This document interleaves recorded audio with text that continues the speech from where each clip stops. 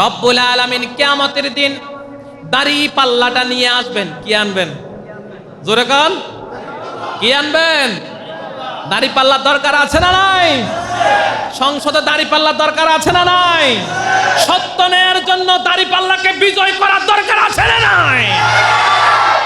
মাশাআল্লাহ, আপনারা তো দাড়ি পাল্লা চান, দেখি চান তো?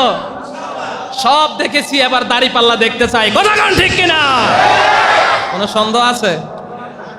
সব দেখা শেষ, দাড়ি পাল্লার বাংলাদেশ। মারহাবা কোন। ও আমার প্রিয় বন্ধুরা, কিয়ামতের দিন রব্বুল আলামিন আমাদের আমলগুলাকে ওজন করবেন। ওয়াল ওয়াজনা ইয়াউমা ইযিল হক ফামান সাকুলাত মাওয়াজিনুহু ফাউলাইকা হুমুল মুফলিহুন। রব্বুল আলামিন বলেন, সেই দিন আমি যথাযথ পরিমাপ করব। ওয়াল ওয়াজনা ইয়াউমা ইযিল হক, সেই দিন আমি যথাযথ পরিমাপ করব।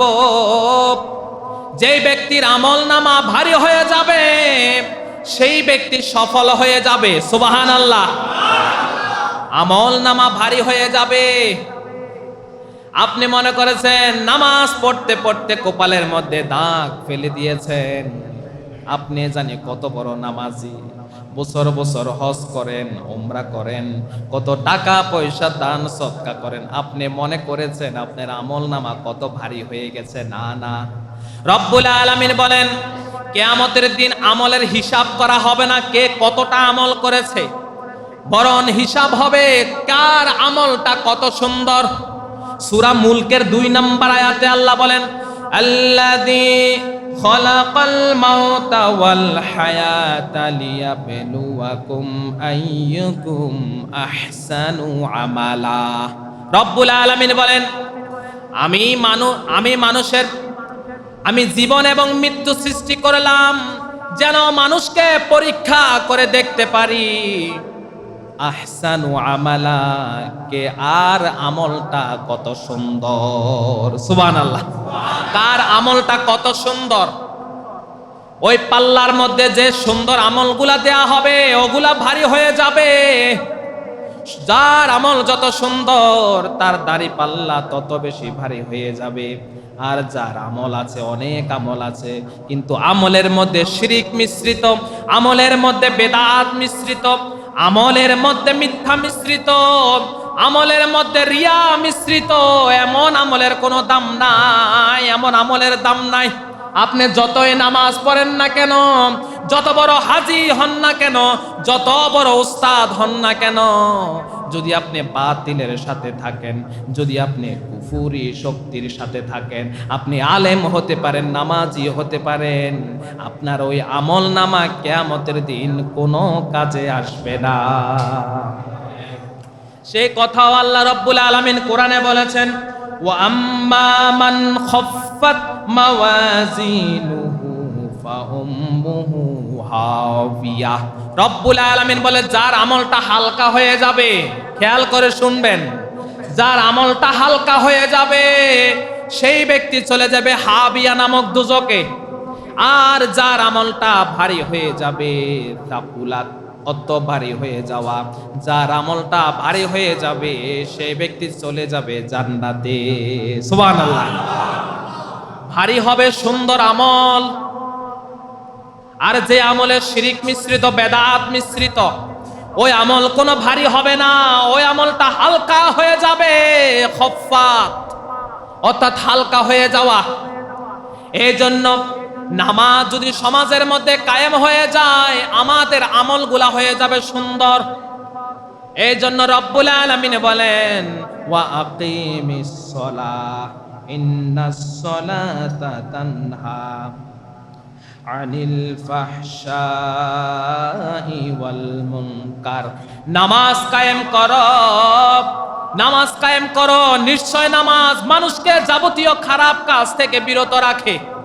সমাজের মধ্যে যদি নামাজ কায়েম হয়ে যায়, আর চোর থাকবে না, দেশের মধ্যে দুর্নীতিবাজ থাকবে না, চোর থাকবে না, ডাকাত থাকবে না। নামাজ যদি কায়েম হয়ে যায় সমাজটা সুন্দর হয়ে যাবে।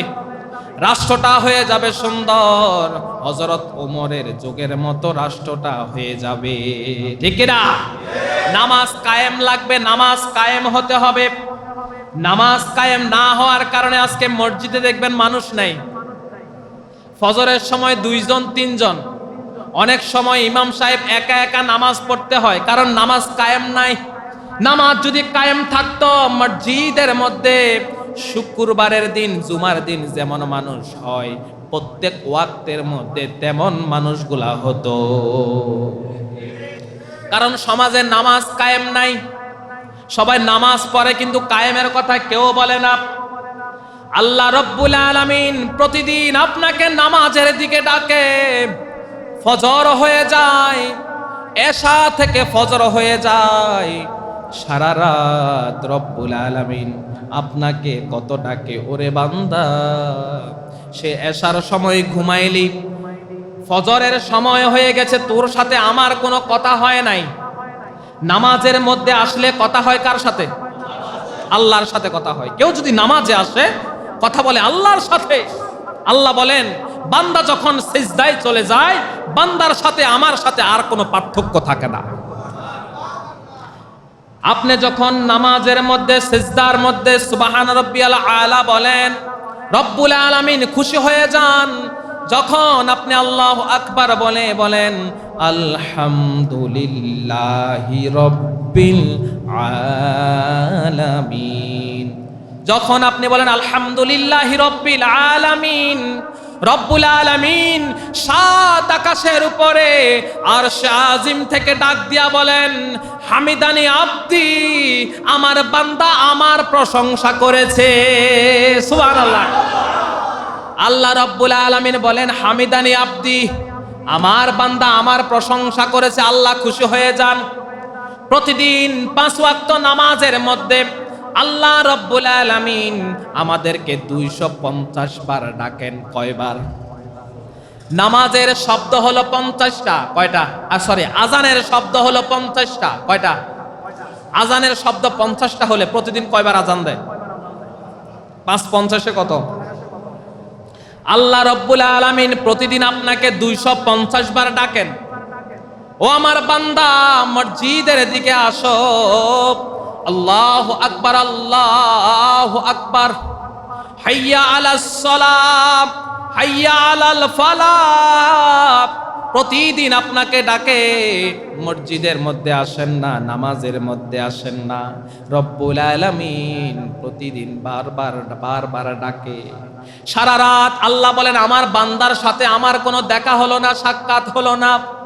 এই জন্য রব্বুল আলামিন বলেন ওরে বান্দা ফজরের সময় হয়ে গেছে, আর কত ঘুমাবা? আসো এবার মসজিদে আসো, তোমার সাথে আমি আল্লাহ একটু আলাপ করে নেই। সুবহানাল্লাহ। এরপরে ফজর থেকে আবার জোহরের সময় হয়। রব্বুল আলামিন বলেন ওরে বান্দা কত সময় হয়ে গেল, তোর সাথে আমার কোনো সাক্ষাৎ হলো না, তোর সাথে কোনো কথা হলো না রে বান্দা। আয় আয় জোহরের সময় আবার আল্লাহ রব্বুল আলামিন মানুষকে মসজিদের মধ্যে ডাকে। জোহর থেকে আবার আসর, কত লম্বা সময়। এরপরে রব্বুল আলামিন আসরের সময় ডাকে ওরে বান্দা আয় আয় তোর সাথে আমি একটু সাক্ষাৎ করি। আসর থেকে মাগরিব, মাগরিবের সময় আবার ডাকে। রব্বুল আলামিন বলেন ওরে বান্দা সারা দিনের বেলা শেষ হয়ে গেল, সূর্যটা ডুবে যাচ্ছে, তোর সাথে তো জানি না রাতে আর দেখা হয় কিনা, আয় আয় আমার কাছে আয়, তোর সাথে আরো একটু কথা বলে নেই। এশার সময় হয়ে যায়।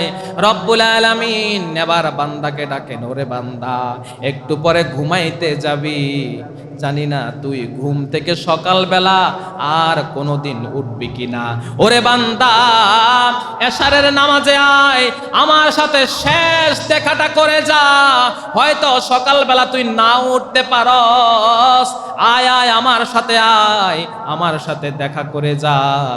এইভাবে রব্বুল আলামিন প্রতিদিন আমাদেরকে 5 বার ডাকেন। সুবহানাল্লাহ বলেন। কিন্তু আমরা মসজিদে আসি না, নামাজের মধ্যে আসি না, দুনিয়ার নানান কাজে আমরা ব্যস্ত হয়ে পড়ি। রব্বুল আলামিন নামাজের দিকে প্রতিদিন আমাদেরকে ডাকে। এই জন্য রব্বুল আলামিন বলেন ইন্নাস সালাতা তানহা আনিল ফাহশাই ওয়াল মুনকার, নিশ্চয় নামাজ মানুষকে যাবতীয় খারাপ কাজ থেকে বিরত রাখে।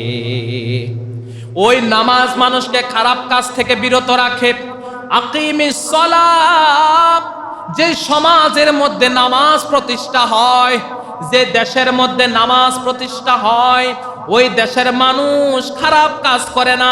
যেই সমাজে নামাজ প্রতিষ্ঠিত হয়, ওই সমাজের মানুষ খারাপ কাজ করে না। কিন্তু আজকে সারা বাংলাদেশে 54 বছর হয়ে গেছে, আজ পর্যন্ত একদিনের জন্য নামাজ কায়েম হলো না। সবাই নামাজ পড়ে, নিজের মতো করে নামাজ পড়ে, কিন্তু আজ পর্যন্ত নামাজ কায়েম হলো না। এই নামাজ কায়েম করতে হবে, তারপরে নামাজ কাজে দিবে। নামাজ কায়েম করবে কে?